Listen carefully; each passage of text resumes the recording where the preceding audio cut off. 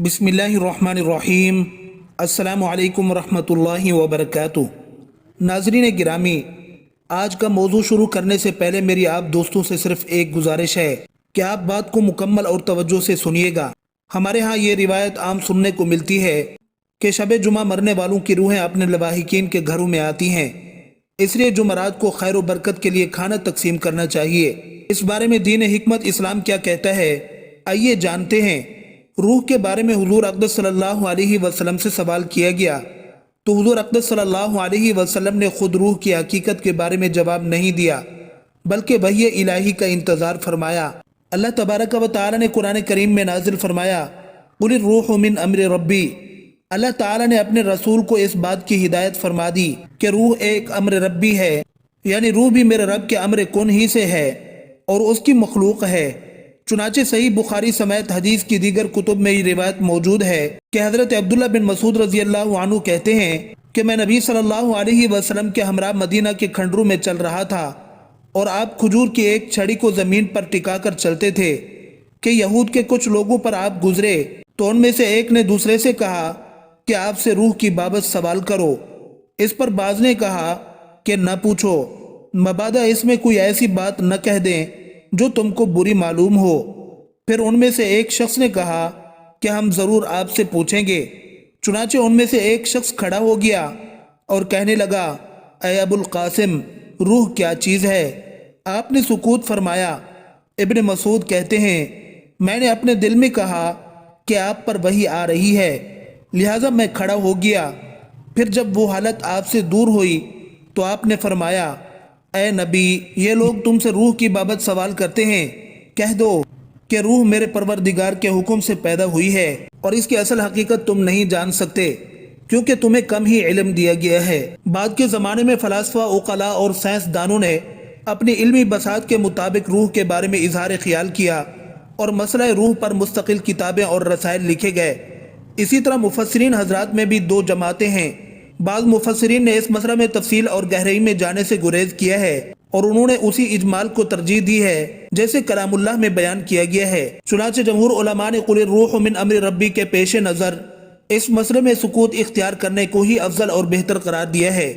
شرح فقہ اکبر میں ملا علی قاری لکھتے ہیں، انسانی روح جسمانی حیات سے علیحدہ چیز ہے۔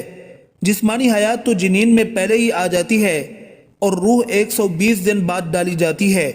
حضرت عبداللہ بن مسعود رضی اللہ عنہ کہتے ہیں، رسول اللہ صلی اللہ علیہ وسلم نے ہم سے بیان کیا کہ تم میں سے ہر ایک کی ابتدائی تخلیق اس کی ماں کے پیٹ میں کی جاتی ہے 40 دن کے 3 مراحل میں۔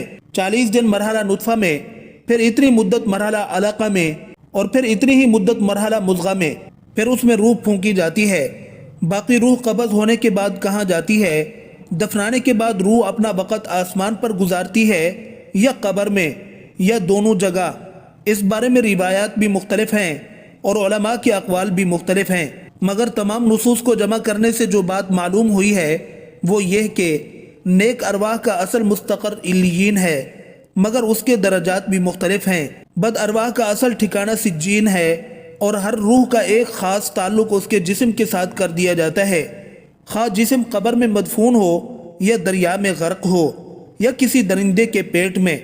الغرض جسم کے اجزاء جہاں جہاں ہوں گے، روح کا ایک خاص تعلق ان کے ساتھ قائم رہے گا اور اسی خاص تعلق کا نام برزخی زندگی ہے۔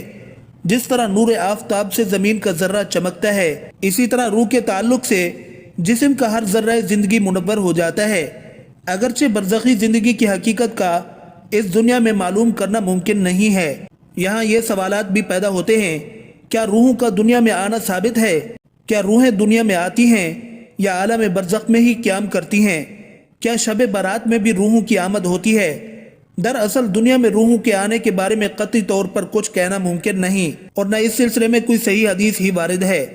سوئم، دسمہ اور چہلم خود ساختہ رسمیں ہیں۔ باقی یہ عقیدہ رکھنا کہ میت کی روح آ کر گھر کے بعض افراد سے کوئی چیز طلب کرتی ہے تو اس کی حقیقت یہ ہے کہ میت کے انتقال کے بعد اپنے گھر والوں اور متعلقین سے کچھ امیدیں وابستہ ہوتی ہیں اور وہ متعلقین سے امیدوار رہتی ہے۔ ہوتا یہ ہے کہ وہ امید اور تعلق ہی لوگوں کو تمثل ہو کر ظاہر ہو جاتی ہے۔ مثلا یہ کہ روح دروازہ پر کھڑی ہے، کھانا مانگتی ہے، اور ضروریات طلب کرتی ہے۔ یہ حقیقت نہیں ہوتی بلکہ تمثل ہوتا ہے، کیونکہ ارواح کو اس عالم میں دنیاوی ضرورت کی نہ تو حاجت ہوتی ہے اور نہ ہی یہ چیزیں ان کے لیے وہاں مفید ہو سکتی ہیں۔ یہی وجہ ہے کہ ایصال ثواب کے طور پر جو چیزیں میت کی روح کو بخشی جاتی ہیں وہ بھی اس کو اصلی صورت میں نہیں بلکہ اخروی نعمتوں کی صورت میں متشکل ہو کر پیش ہوتی ہے۔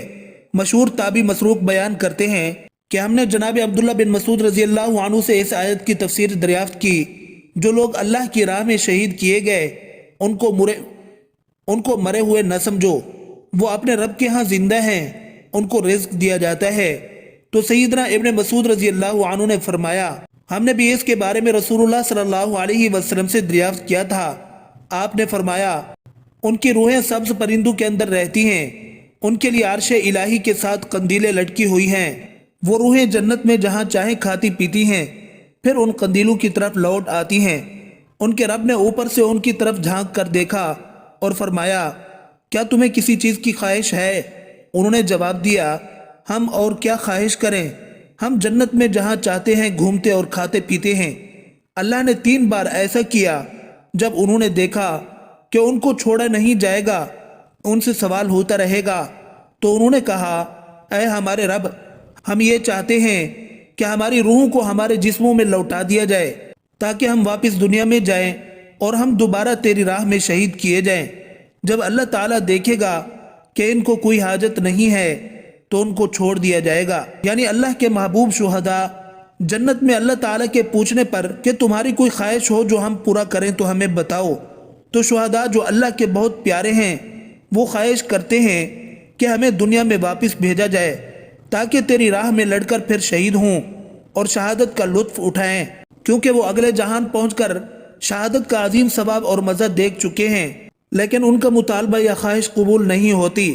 تو شہداء جیسے محبوب حضرات کی ارواح کو دنیا میں واپسی کی اجازت نہیں، تو باقی ارواح کی واپسی کا سوال ہی پیدا نہیں ہوتا۔